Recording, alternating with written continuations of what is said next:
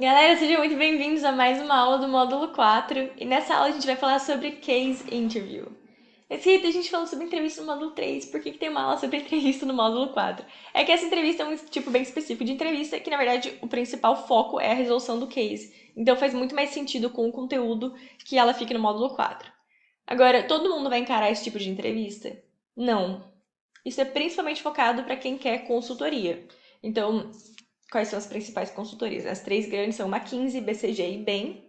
Ou tem os departamentos de consultoria em outras grandes empresas, como por exemplo, né, as Big Four. Então, Deloitte tem departamento de consultoria, KPMG tem consultoria, eu acho que todas elas, a PwC e a EY também tem, Accenture, IBM também tem a parte de consultoria. Então, tem empresas grandes que têm departamento de consultoria, tem uma parte de consultoria, e se você estiver aplicando para aquilo, provavelmente você vai encarar uma case interview, porque ela na verdade simula bastante o dia a dia de um consultor. Só que em outras indústrias eu acho muito mais difícil aparecer, não vejo tanto, por mais que esteja popularizando um pouco mais o jeito de avaliar, né, que se usa em case interview. Geralmente em outras indústrias o que eles usam é só uma perguntinha do tipo guesstimate. Então, quantas batatas fritas são comidas por dia na Holanda? Esse tipo de pergunta ela é curtinha, né? Então é fácil dela ser inserida dentro de uma entrevista normal. Uma resolução de case, ela usa uma entrevista toda para ela. Não tem como você colocar no meio de uma entrevista comportamental uma perguntinha de case. Não tem. O que vai ter é uma perguntinha de guesstimate, que é de case. A gente usa guesstimate dentro do case, mas é só uma partezinha pequena, né? A case interview é realmente uma resolução de case.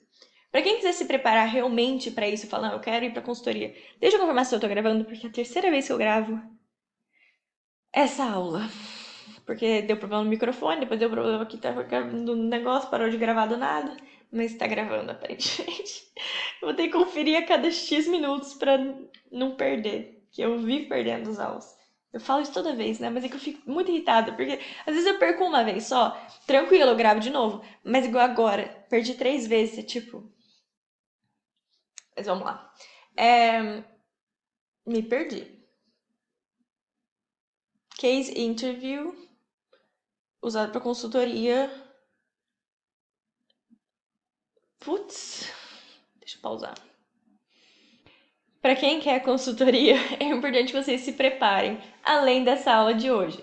Nessa aula eu vou introduzir, né, o que introduzir não, apresentar para vocês o que é uma case interview, eu vou explicar os elementos dela, vou explicar o que acontece ali. Mas para quem realmente quer fazer isso, quem realmente quer entrar em consultoria, é importante que vocês se preparem muito além disso, tipo, muito além disso. Então, quando eu estava no mestrado, vários amigos meus queriam consultoria e eles estavam sempre resolvendo case. Sempre, sempre, sempre. Fim de semana, eles se reuniam para resolver case. Às vezes eles viajavam para Bélgica ou para França, que tinha alguma universidade que estava organizando um dia inteiro de campeonatinho de resolução de case. E eles iam e viajavam e resolviam case porque eles queriam ser consultores. Então, o nível da galera é muito alto e muito preparado exatamente para isso, assim, para esse tipo de coisa. Então, se isso é uma coisa que te interessa, quanto antes vocês começarem a praticar, melhor. Tem 3 livros que eu recomendo, assim, né? Vocês não precisam ler os 3, mas deem uma olhada nos 3, escolha um e estude por ele. Primeiro, Case in Point, que é o mais tradicionalzão, assim, é o mais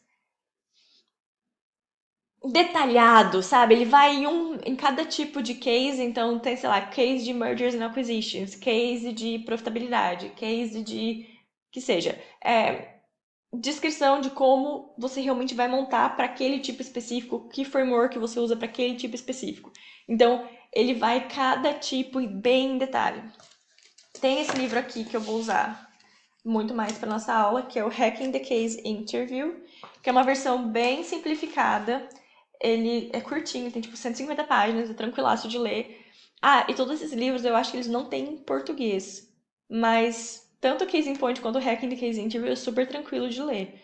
O Hacking the Case Interview, em uma sentada, vai o livro inteiro, assim, é bem tranquilo. E por último, um livro que eu não li, mas eu vou recomendar porque eu sei que ele é bem famoso e ele é bem conhecido. Eu imagino que seja bom, que é um do Victor Cheng, que chama Case Interview Secrets, ou The Secrets of Case Interview, uma coisa assim. Todos esses livros vão te explicar como abordar a resolução de case e vão te dar exemplos de case que aparecem por aí, né? Então tem em vários níveis de dificuldade. O que eu acho importante vocês fazerem é, antes de ler a resolução que eles dão, é tentar resolver o case sozinho. Tentar entender o que você procuraria saber ali, como que você perguntaria, como que você montaria. Porque sem essa prática de realmente resolver o case, só ler a teoria não vai, né, levar muito longe. Mas, gente, vamos lá então, vamos ao ponto, porque eu não quero enrolar muito nessa aula, eu não quero que essa aula fique muito grande, exatamente porque ela não necessariamente é útil para todo mundo. Ah, e só mais um último disclaimer. Eu nunca passei por uma case interview. Eu já tive perguntas de guesstimate dentro de uma entrevista, mas eu nunca entrei para consultoria, nunca apliquei para consultoria, então eu nunca passei por isso. Então, vou explicar para vocês a teoria, mas me falta a prática de entender quanto nervosismo está envolvido com isso. Porque além de ser uma entrevista, é uma resolução de case. Então tem duas coisas bem difíceis e desafiadoras ali acontecendo ao mesmo tempo. Então eu não passei por isso, mas eu imagino que seja bem intenso. Mas quanto mais a gente se prepara, menos nervoso a gente fica no dia. Então minha dica principal para quem quer entrar para consultoria é se preparar bastante, resolver bastante case antes de aplicar. Muita coisa no Google, gente, tá? Além dos livros, se vocês jogarem no Google Case Interview Examples, Case Interview Solutions, você vai achar muita coisa. No YouTube, muita coisa. Então, não se limitem a essa aula daqui, beleza? Então, beleza, vamos lá. Chegou na entrevista, o entrevistador vai falar: ah, a gente tem um cliente com problema X, Y, Z e a gente quer, e você precisa dar uma recomendação do que ele vai fazer. Aí você fala: Rita, mas ele não me deu nenhuma informação, ele não me deu nenhum dado. Né? A gente está acostumado no case, quando a gente resolve na dinâmica em grupo, a gente recebe ali folhas e tabelas e dados, tudo para a gente resolver o problema que foi proposto. Na case interview não é assim, ele só te fala: temos esse problema. Qual que é a sua recomendação? Como que eu vou resolver isso? E é por isso que tem ali meia hora, 40 minutos de conversa entre você e o entrevistador, porque você vai pedir os dados que você precisa para resolver aquilo. Você vai falar: ah, eu quero analisar isso, isso e aquilo, então eu preciso desse dado. Quanto que é isso? Como que estão as vendas? Como que tá aquilo? Então você vai fazendo a pergunta, o entrevistador vai te dando aqueles dados e aí você vai resolvendo. Então, pensa, é um super desafio. Porque você tem que falar o tempo inteiro também, você tem que anotar e resolver e falar com a pessoa e perguntar o que. Então é bem dinâmico, assim. E por que eles fazem assim? Porque na verdade o dia a dia de um consultor é desse jeito. Quando o consultor tem um cliente que vem com um problema, ele não vem com um problema e uma pastinha com todos os dados e com tudo perfeitinho ali para ele analisar. O cliente vem com um problema. O cliente vem e fala: isso aqui não tá legal. Qual que é a sua opinião? Isso aqui não tá funcionando. O que eu faço? Qual que é a sua recomendação? E aí o consultor fala: bom, para eu analisar isso, eu preciso do seu relatório de vendas. Aí o cliente vai lá, pega o relatório e dá para o consultor. Ele: eu preciso disso aqui, eu preciso daquele outro, eu preciso falar com a pessoa tal. Aí que o consultor começa a coletar as informações para ele analisar e bolar uma solução. O cliente não vem com isso. Esse pensamento, essa organização do que é necessário fazer, é o trabalho do consultor. Então, na verdade, é isso que eles estão avaliando ali também naquela entrevista. Então, você que tem que fazer as perguntas.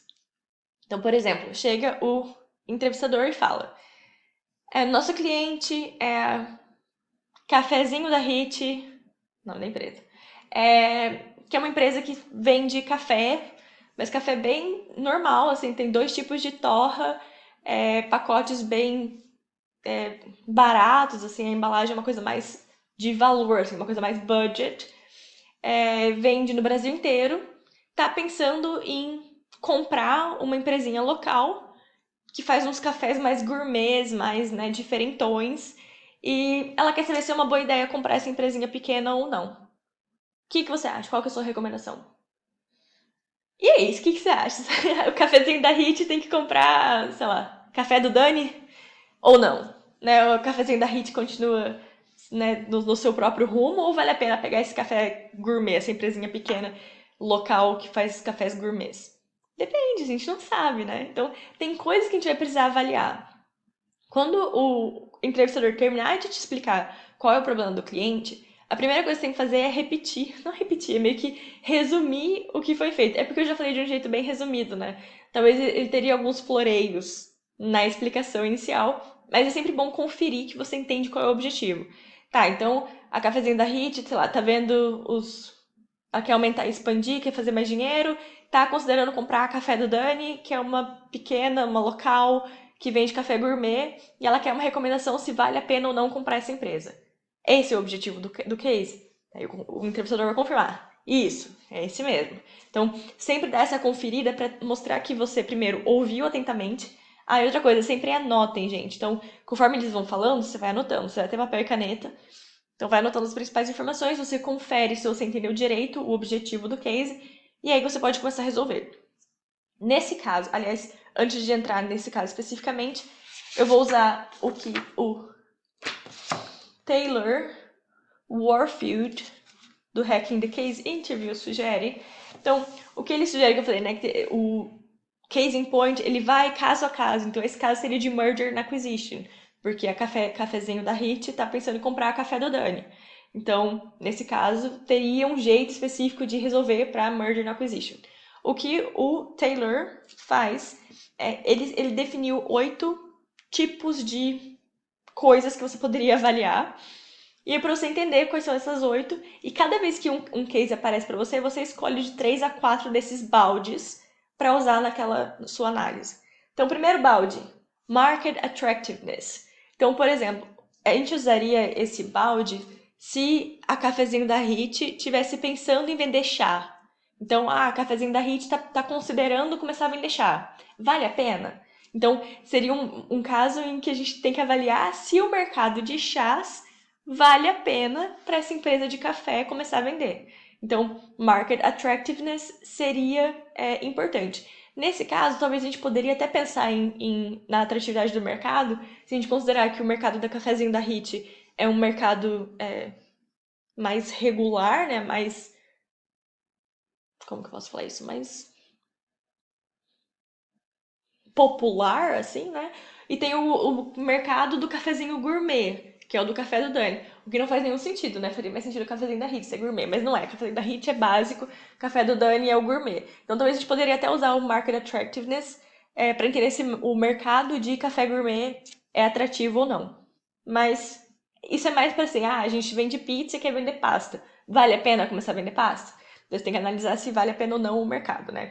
Quão atrativo é aquele novo mercado.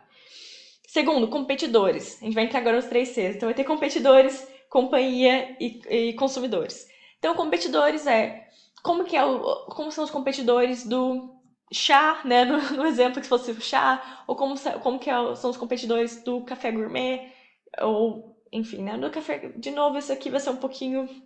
A gente está no mesmo mercado no nosso exemplo. Mas se fosse o mercado, por exemplo, o exemplo do mercado do chá, se a cafezinha da Hit estivesse pensando em entrar para o mercado de chá, como são os competidores? Quem são os principais competidores de chá? Quais são as principais empresas que fazem chá? Como que está sendo isso? Como que são as barreiras de entrada? É difícil vender? Tem muitos jogadores, não vou falar isso?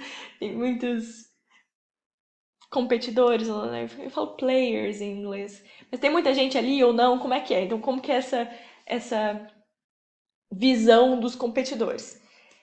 Terceiro é a própria empresa, então como tá a Cafezinho da Hit? Quantas indústrias, quantas fábricas a Cafezinho da Hit tem? A Cafezinho da Hit tem as próprias fazendas ou a gente compra o café de algum lugar? Quanto, sei lá, dentro da nossa produção a gente está totalmente lotado, sem tempo para mais nada, ou a gente tem umas máquinas paradas lá que pode ser usado para outra coisa? A gente está dando lucro ou a gente está no prejuízo? Como que essa empresa tá? Então você vai analisar a empresa. Quarto são os consumidores. Então, como que está sendo o mercado no Brasil? As pessoas estão comprando mais café gourmet ou elas estão comprando o cafezinho normal e isso não é uma coisa que as pessoas estão gastando dinheiro? Com a crise, será que tem gente realmente querendo gastar mais dinheiro com café gourmet? O que os consumidores estão procurando ali? O quinto baldezinho que ele considera são considerações financeiras. Então, principalmente em casos de profitabilidade, lucratividade, eu quero falar profitabilidade como se fosse uma palavra em português. Não é lucratividade. Então, se eu dissesse que, sei lá, a cafezinho da Hit tá dando muito preju e ela quer saber por quê. Nesse caso, a gente teria que entender como que tá o financeiro da cafezinho da Hit. Quanto que a gente tá gastando? Por quanto que a gente tá vendendo? A gente teve uma queda nas vendas? A gente teve um aumento nos preços do grão do café, né? Se a gente não tem as próprias fazendas. Deu alguma coisa nas fazendas dos nossos fornecedores que aumentou o preço do café, né? Então, todas essas considerações financeiras é o quinto balde que ele considera. Sexto balde, sinergias, que no nosso caso vai ser muito importante. Então, o que a gente tem já na fábrica do cafezinho da Hit, que a gente pode usar para café do Dani, se a gente comprar, ou né, se a produção é parecida, se a gente tem centro de distribuição que a gente vai usar para os dois, se a gente já tem contratos com os supermercados, que a gente vai poder colocar facilmente o cafezinho gourmet ali para vender. Então, todas essas sinergias, como isso aqui é o mesmo mercado, né, a gente está comprando uma empresinha pequena, vai ter muita sinergia. Mas isso é diferente de se a gente estivesse comprando uma empresinha pequena de chá, né? No caso que a gente quisesse entrar no mercado de chá. Aí a gente teria que analisar um pouquinho melhor se aquilo faz sentido. Se a gente quisesse comprar uma empresinha de cadeira, provavelmente não ia ter sinergia, né? Tipo, faço café, agora eu vou vender cadeira. Tipo, tem alguma relação entre os dois? Provavelmente não teria sinergia. Então, nesse balde, a gente vai olhar para as sinergias entre as duas empresas quando você está querendo comprar outra empresa. Sétimo balde, riscos. Então, quais são os riscos desse negócio? Ele mesmo fala aqui que esse balde é meio filler, assim. Todo case vai ter risco. Mas tem case que é tão claro o que você tem que propor e pesquisar e entender que não tem tanto problema você não olhar para os riscos, porque a análise toda já vai ser bem redondinha. Mas quando tem um case que está meio confuso, que está meio incerto e você quer elaborar um pouco mais a sua solução, você quer mostrar um pouco mais de domínio sobre a coisa, você pode olhar para os riscos que dá uma autoridade um pouco maior para sua resolução. E por último, que é o oitavo, ele fala: crie seu próprio balde, que é basicamente um jeito do autor de se safar de ter uma situação que ele não cobriu e alguém falar: o seu livro não cobriu isso. Então ele falou: crie seu próprio balde caso não seja coberto pelos primeiros 7. A gente vai ignorar isso, né? Porque isso é basicamente um jeito que ele achou de se safar e não dar nenhuma informação sobre isso. A gente vai focar nos primeiros 7 e entender para essa situação da empresa da Hit, cafezinho da Hit, comprando o café do Dani, quais fazem sentido a gente analisar. Então, o que esse livro explica, o que esse livro propõe fazer é entender o que são cada um desses 7 baldes e cada vez que você encarar um case novo, você escolhe 3 ou 4 para analisar. Porque quando você estuda, por exemplo, pelo Case in Point, o Case in Point ele fala: quando você tem um exemplo assim, você precisa saber isso, isso, isso, isso e aquilo. Quando você tem um case assado, isso, isso, isso, isso. Então você tem que aprender várias frameworks para cada um daqueles tipos. O que esse Taylor tentou fazer é um mix and match. Eu vou te dar essas opções aqui. Você se deparou com um case, você escolhe qual faz sentido e usa aquilo. Então você adapta meio que na hora. O que eu achei uma abordagem bem interessante e mais prática. Mas para quem nunca resolveu nada, talvez seja simplista demais. Entendeu? Então eu ainda acho legal livros mais extensos como o Case in Point. E eu acho que o do Victor Cheng também é um pouco mais completo, mas não sei, eu não li. Então eu falo só sobre o que eu li. Então vamos lá. Para o caso de que a gente está comprando uma empresinha pequena, primeira coisa que faz muito sentido a gente olhar é sinergia. Sinergia é algo que faz totalmente sentido a gente entender, né? A empresa, então, como a empresa tá, quão lucrativa ela tá, quais são as capabilities, não sei o que é capability, qual é a infraestrutura que essa empresinha tem, essa empresinha tem produção, ela tem centro de distribuição, o que ela tem. Então, a gente tem que analisar se essa empresa é atrativa para a gente comprar também. Ou a gente está comprando um negócio quebrado, ou a gente está comprando um negócio com muito potencial, está comprando um negócio que está dando super certo. Como que essa empresa, Café do Dani, está performando? Então, esse é o nosso segundo balde, que faz super sentido a gente analisar. Eu acho legal analisar as necessidades dos consumidores, porque a gente vende café, é diretamente para o consumidor, e o consumidor procurando como são as tendências do consumo de café normalzão ou de café gourmet, como que isso está acontecendo. Eu acho esse legal. E escolher mais um. Eu acho Market Attractiveness, talvez. Eu acho que eu olharia financial considerations. Então eu tentaria entender um pouco mais sobre como estão os números, tanto da minha empresa, né, da Cafezinho da Hit, tipo, a gente tá vendendo mais, a gente tá vendendo menos, a gente tá gastando mais, tá gastando menos, e da empresa nova. Vai entrar um pouco em sinergia, mas olhando mais para a parte financeira, porque a parte de sinergia a gente vai olhar muito para a produção, o que a gente pode usar, né, o que a gente não pode. Então a parte financeira também. Então eu escolhi meus quatro. A primeira, como que a cafezinho do. Não, não é cafezinho, é café do Dani. Como que a empresa tá aqui, quantas, né, coisas produtivas ela tem, se ela tem as próprias fazendas, como que ela tá financeiramente, enfim, né, quão atrativa essa empresa é. Depois, como são os consumidores, eles estão procurando coisa mais gourmet ou não, né? Como estão os mercados do café normal, do café gourmet. Considerações financeiras, então o custo, como que é o custo de produção desse café gourmet, ele é muito mais alto do que o nosso, ou talvez a gente consegue abaixar um pouco esse preço, já entrando no próximo balde, que é de sinergia. Sinergia é definitivamente o principal balde desse caso, porque a gente está comprando outra empresa. Então, quando você define isso, então nessa análise rapidinha que eu fiz, vou escolher esses quatro baldes. Aí você apresenta para o entrevistador. Então você fala, então eu quero analisar sinergia, a empresa, os consumidores e o lado financeiro. Tá bom pra você? Ele vai falar, tá, faz sentido. Então vamos começar. Aí você fala, então eu quero saber sobre sinergia. Então quantas unidades produtivas essa cafezinho do Dani tem? Café do Dani tem. Ele vai falar, tem 3 fábricas, mas só 2 estão realmente operando, a terceira tá meio ruim. Sei lá, ele vai começar a te dar informação, entendeu? Então você vai perguntar, como que é o mercado de café gourmet? Como que tá a tendência do mercado de café gourmet no Brasil? Ah, tá caindo. Com a crise, as pessoas estão comprando menos. Por isso que eles estão vendendo a empresa. Então, você começa a perguntar para o entrevistador quais informações você quer entender, que você precisa para entender cada um desses baldes. Então, eu vou perguntar,